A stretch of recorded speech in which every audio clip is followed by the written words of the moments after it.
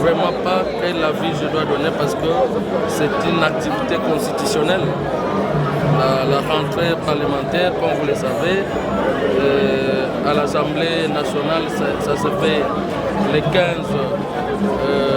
ça se fait le 15 du mois passé, disons du mois en cours, et ici c'est le 30, comme cela est prévu dans la Constitution. Donc on n'a fait que respecter les règles constitutionnelles parce que la province du Congo central ne peut pas déroger à ça.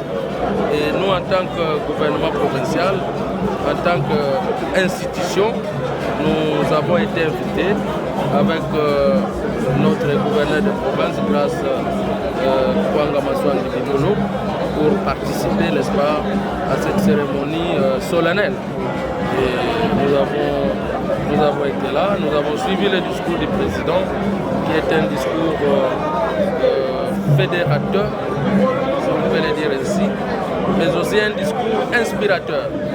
Parce que ça nous a inspiré, c'est que nous devons être, et c'est que nous aurions dû être, pendant que nous sommes les acteurs politiques de cette province.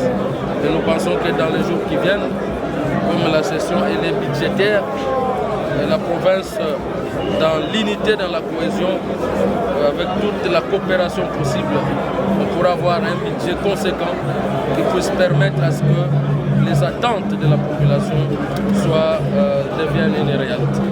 Le gouvernement provincial a fait adopter un programme à l'Assemblée provinciale pour que le gouvernement soit investi.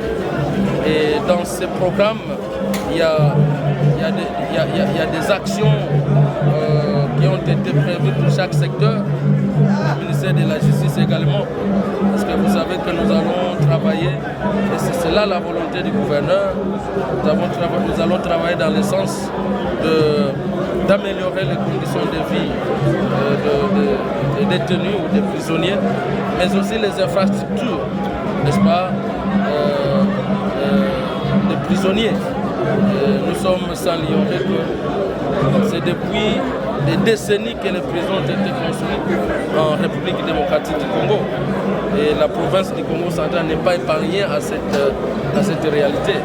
Mais la volonté de tous est que nous puissions construire des infrastructures nouvelles, modernes, pour permettre à ceux qui sont privés de la liberté de vivre aussi comme tout citoyen qui vit dans ce pays. En dehors de ça, il y a plusieurs autres aspects qui sont mis en œuvre par rapport à cette question de la justice. Mais aussi, comme vous le savez, il y a plusieurs secteurs où nous sommes appelés à donner des solutions. Le secteur des transports, le secteur des mines, le secteur du commerce extérieur, le secteur des droits humains où je suis le ministre des tutelles. Donc tout ça, il y a des attentes que la population attend, mais je crois qu'il y a 2 mois que nous avons commencé le travail. Je voudrais que la population nous laisse le temps, parce qu'il était juste question que la volonté politique soit là pour que les réactions puissent friser de partout de la part des autorités gouvernementales.